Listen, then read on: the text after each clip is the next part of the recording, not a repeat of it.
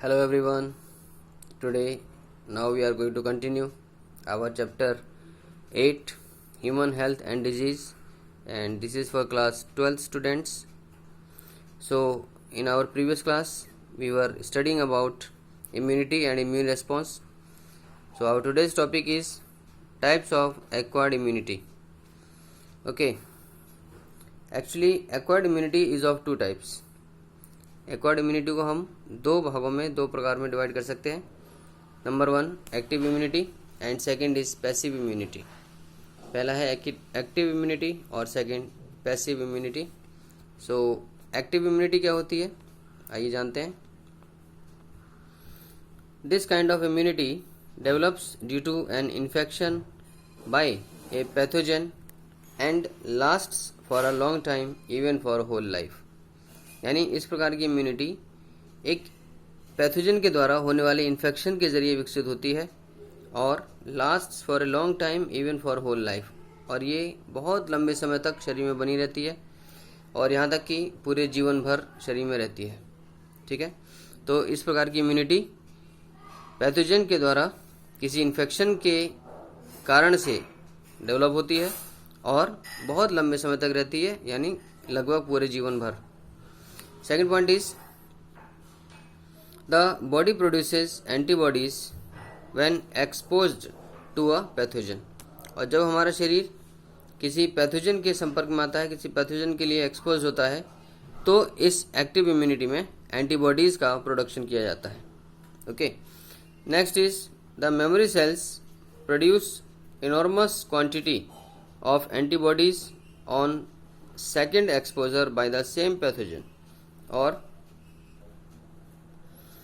उसी पैथोजन के द्वारा जब शरीर में दोबारा से एक्सपोजर होता है या दोबारा से उसका अटैक होता है, तो जो मेमोरी सेल्स हैं वो बहुत बड़ी मात्रा में एंटीबॉडीज़ को प्रोड्यूस करती हैं, क्योंकि वो उसको मेमोराइज कर लेती हैं, उसको याद रखती हैं, और इसीलिए उसके खिलाफ दूसरी बार अटैक करने पर हमारे बॉडी में इस एक्टिव इम्यूनिटी के जरिए बहुत बड़ी संख्या में एंटीबॉडीज़ प्रोड्यूस की जाती है मेमोरी सेल्स के द्वारा.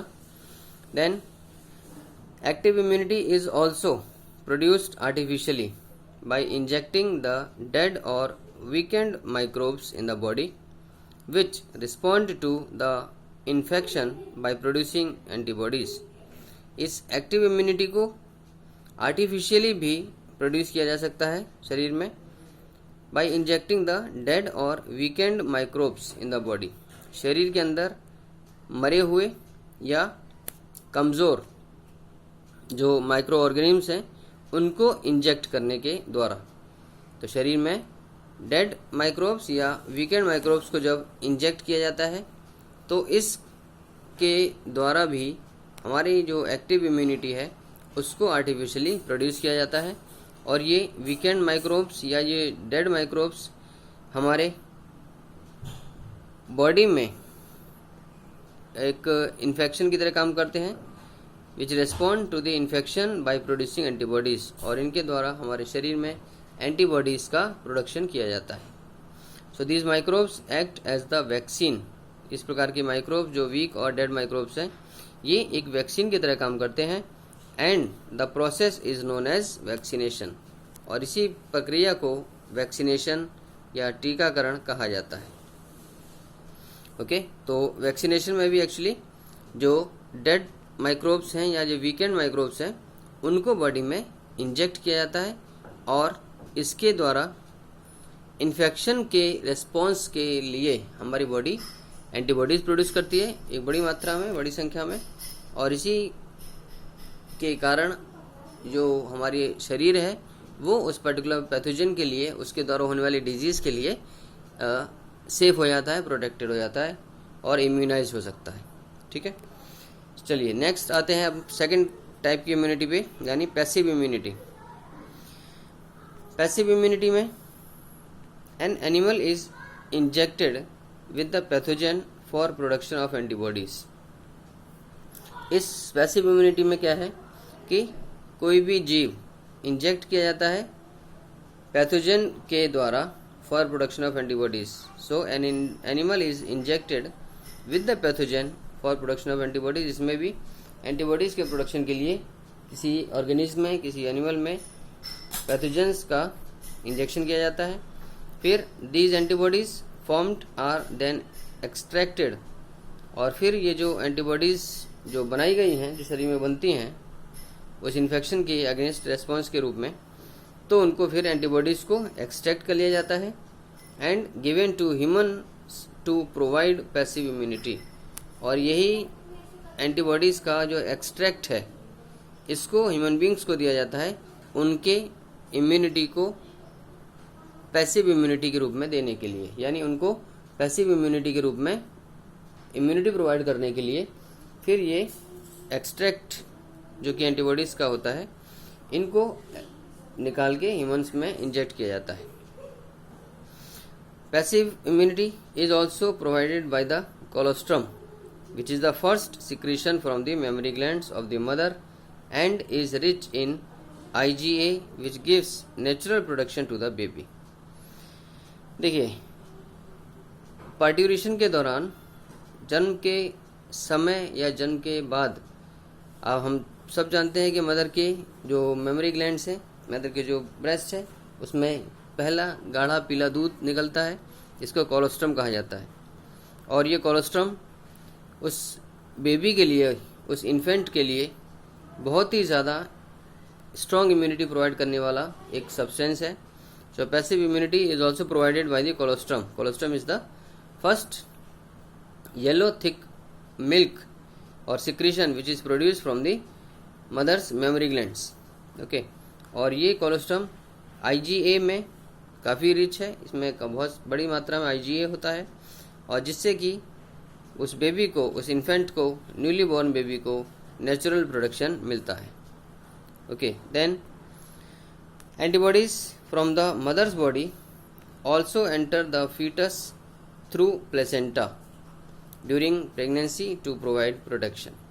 और ये एंटीबॉडीज जो कि मदर की बॉडी से फीटस की बॉडी में एंटर करते हैं प्लेसेंटा के जरिए प्रेगनेंसी के दौरान, और इसी के द्वारा, इन्हीं एंटीबॉडीज़ के द्वारा उस बेबी को प्रेगनेंसी के दौरान भी प्रोटेक्शन मिलता है। राइट, सो तो गाइस ये बात हुई टाइप्स ऑफ इम्यूनिटी की, जिसमें हमने देखा एक्टिव इम्यूनिटी और पैसिव इम्यूनिटी। चलिए अब आते हैं अपने अगले टॉपिक की तरफ, जिसका नाम है वैक्सीनेशन एंड इम्यूनाइजेशन। देखिए, vaccination is the process of introduction of vaccine in the body. Vaccination शरीर के अंदर वैक्सीन के इंट्रोडक्शन का एक प्रोसेस है, एक प्रक्रिया है। And immunisation is the capacity of the immune system to produce antibodies against the same antigen again. देखिए, वैक्सीनेशन क्या है कि बॉडी के अंदर वैक्सीन को इंट्रोड्यूस करने की प्रक्रिया है, ठीक है, टीकाकरण। And immunisation is the capacity of the immune system, और इम्यूनाइजेशन हमारे इम्यून सिस्टम की एक ऐसी कैपेसिटी है, एक ऐसी क्षमता है जिसके द्वारा to produce antibodies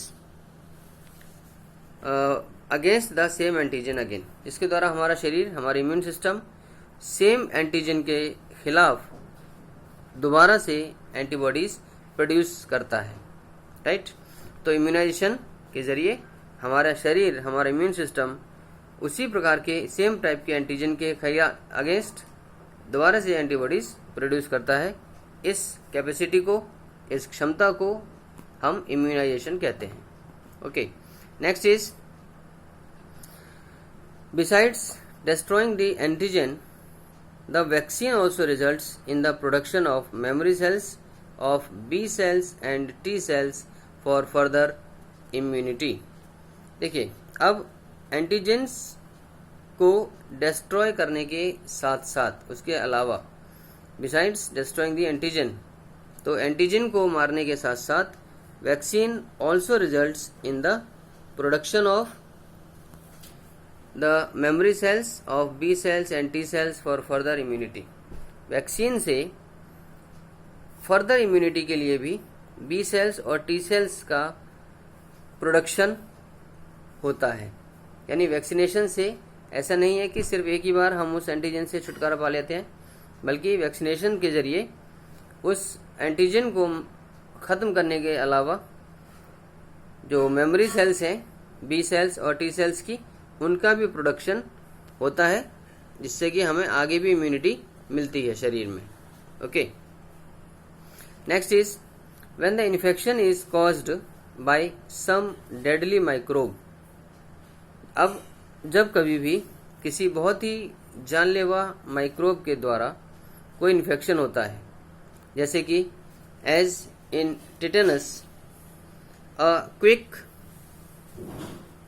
immune response is required. तो जब कभी भी किसी डेडली माइक्रोब के जरिए किसी बहुत ही प्राणघातक सूक्ष्मजीव के द्वारा हमारे शरीर में जब कोई इन्फेक्शन होता है, जैसा कि टेटनस के केस में होता है, तो वहाँ पर एक बहुत ही तेज इम्यून सिस्टम की इम्यून रिस्पॉन्स की ज़रूरत होती है। The performed antibodies are injected into the body of the patient. अब द प्रीफॉर्म्ड, ये जो प्रीफॉर्म्ड एंटीबॉडीज हैं, जो पहले से बनाई गई तैयार की गई एंटीबॉडीज होती हैं, इनको हमें वहाँ they are injected, the preformed antibodies are injected into the body of the patient. उस पेशेंट के शरीर में इस पहले से तैयार की गई, पहले से बनाई हुई एंटीबॉडीज को इंजेक्ट किया जाता है, क्योंकि हमें वहाँ पर अब क्विक इम्यून रिस्पॉन्स दिखाना है। ओके, क्योंकि वो जो इन्फेक्शन है वो डेडली इन्फेक्शन है। ओके, इसीलिए अब similarly preformed antibodies are given against snake venom. और इसी प्रकार से जब कभी किसी पर्सन को सांप काट लेता है, स्नेक बाइटिंग होती है, तो वहाँ सांप के जहर के खिलाफ भी, सांप के जहर के विरोध में भी इन्हीं पहले से तैयार एंटीबॉडीज को उस पर्सन को दिया जाता है, उसमें इंजेक्ट की जाती है। तो इस प्रकार का जो इम्यून सिस्टम है या इम्यूनाइजेशन है, इसको हम पैसिव इम्यूनाइजेशन कहते हैं। तो पैसिव इम्यूनाइजेशन में पहले से तैयार की गई एंटीबॉडीज को उस पर्सन में, उस पीड़ित व्यक्ति में इंजेक्ट किया जाता है, ताकि वहाँ पर उसका एक क्विक इम्यून रिस्पॉन्स आए और उसकी जान हम हर संभव बचा सकें। राइट, चलिए अब बात करते हैं अपने अगले टॉपिक, एलर्जीज की। Allergy is hyper sensitive response to foreign substances known as allergens. यानी एलर्जी एक बहुत ही ज़्यादा सेंसिटिव रिस्पॉन्स है कुछ फॉरेन सब्सटेंसेस के लिए, कुछ एक्सटर्नल सब्सटेंसेस के लिए, जिनको कि हम एलर्जेंस कहते हैं।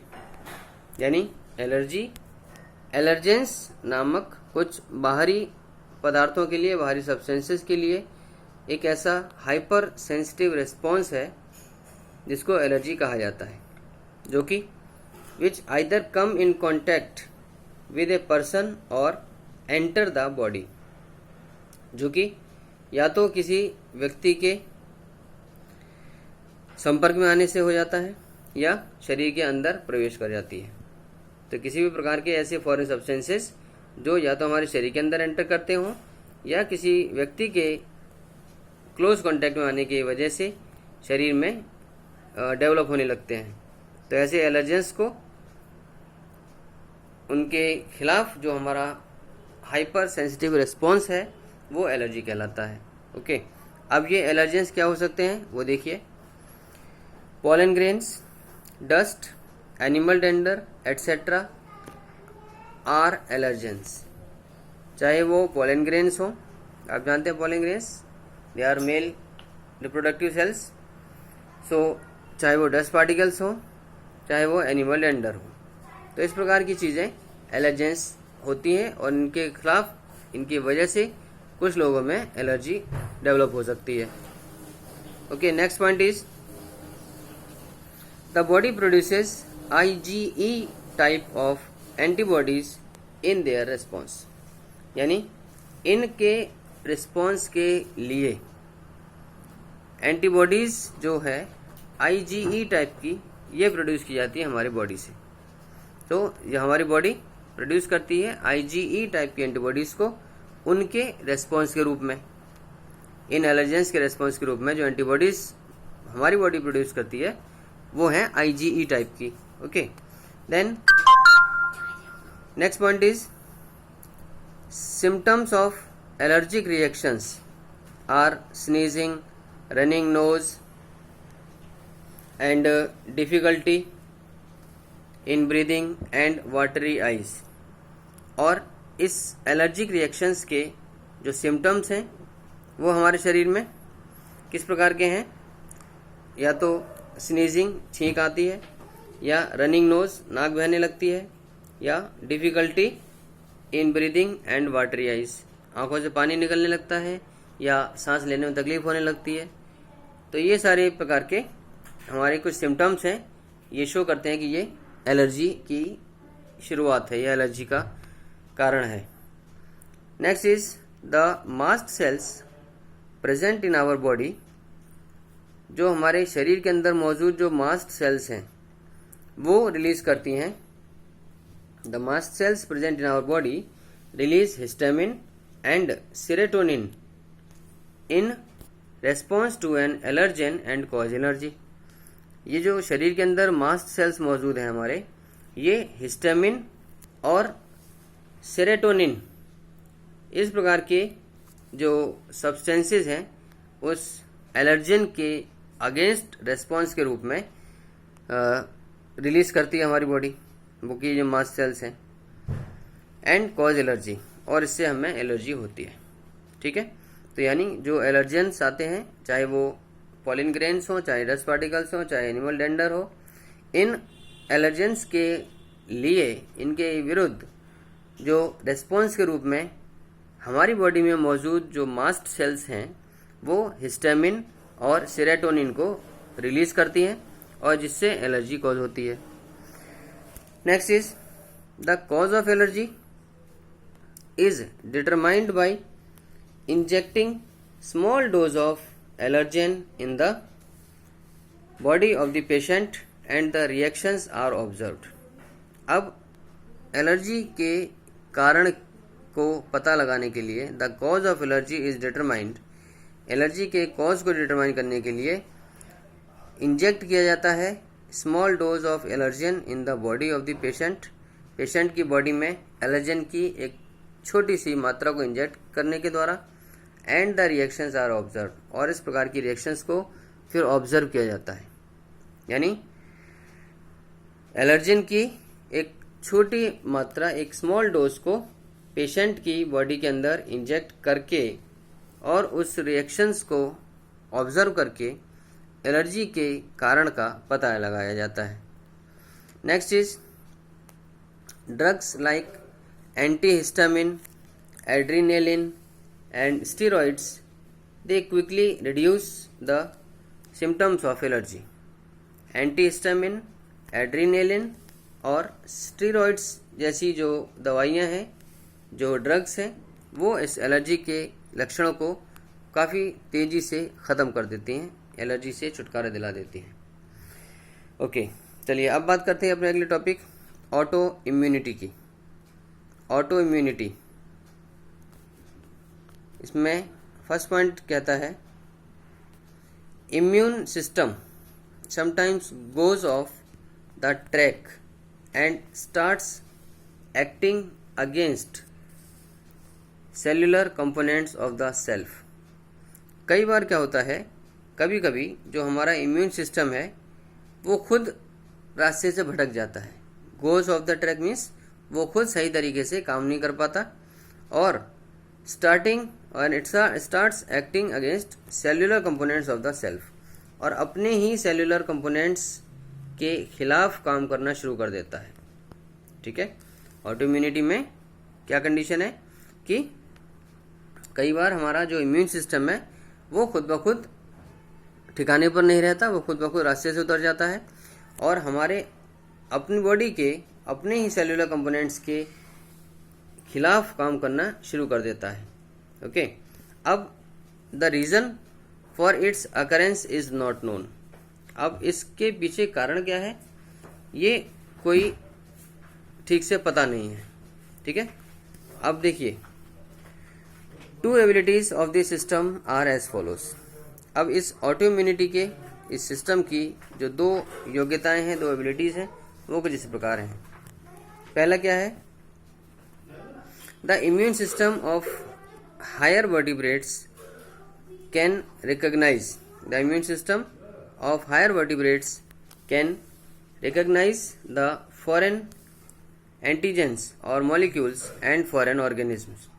कि जो इम्यून सिस्टम है हायर वर्टिब्रेट्स के केस में, हायर वर्टिब्रेट्स का इम्यून सिस्टम वो जो बाहरी एंटीजेंस हैं, बाहरी मॉलिक्यूल्स हैं या बाहरी ऑर्गेनिजम्स हैं, उनको आसानी से रिकॉग्नाइज कर लेता है। तो ये एक इसकी अच्छी एबिलिटी है, अच्छी खासियत है कि ये फॉरेन पार्टिकल्स को, फॉरेन एंटीजेंस या मॉलिक्यूल्स को और फॉरेन माइक्रोब्स को इजीली रिकॉग्नाइज कर लेता है। ठीक है, इम्यून सिस्टम जो है हायर वर्टिब्रेट्स का, right. Second is sometimes a change in specific cell types may occur due to genetic reasons or some other unknown reasons which causes the immune system to act against the self cells। और कई बार क्या होता है कि specific cell types में कोई change develop हो जाता है और उस चेंज के आने से, चाहे वो जेनेटिक रीजंस की वजह से आया हुआ चेंज हो या किन्हीं और दूसरे कारणों की वजह से, अज्ञात कारणों की वजह से आने वाला चेंज हो, उससे क्या होगा कि which causes the immune system to act against the self cells. उससे फिर ये जो हमारा इम्यून सिस्टम है ये अपनी ही बॉडी के जो सेल्स हैं, जो कंपोनेंट सेल्स हैं या सेल्यूलर कंपोनेंट्स हैं, उनके खिलाफ काम करने लगता है। So this causes damage to the body. इससे क्या होगा? शरीर को नुकसान होगा, क्योंकि हमारा इम्यून सिस्टम खुद ब खुद अपने ही सेलुलर कंपोनेंट्स के अगेंस्ट काम करने लगता है किन्हीं भी कारणों से, चाहे वो जेनेटिक रीजन्स हो चाहे वो अननोन रीजन्स हो। तो इससे शरीर को नुकसान होना शुरू हो जाता है और it results in auto immune disease. और इससे एक बीमारी पैदा होती है जिसको हम कहते हैं ऑटो इम्यून डिजीज, और जैसा कि रूमेटॉइड आर्थराइटिस के केस में होता है। ओके, सो रूमेटॉइड आर्थराइटिस एक इसी प्रकार की बीमारी है जो कि एक ऑटो इम्यून डिजीज में आती है, और इसमें हमारे अपना ही जो इम्यून सिस्टम है किन्हीं भी कारणों से, चाहे वो जेनेटिक रीजंस हो चाहे वो कोई अज्ञात कारण हो, उनके द्वारा हमारे स्पेसिफिक सेल टाइप्स में चेंज आता है और इम्यून सिस्टम खुद ब खुद अपनी ही सेल कंपोनेंट्स के अगेंस्ट काम करने लगता है, जिससे बॉडी में डैमेज शुरू हो जाता है। Okay, so guys, this is all for today, and in our next class we'll learn something more of this topic, of this chapter. So till then, take care, stay blessed, stay safe and keep studying honestly. Thank you. God bless you all.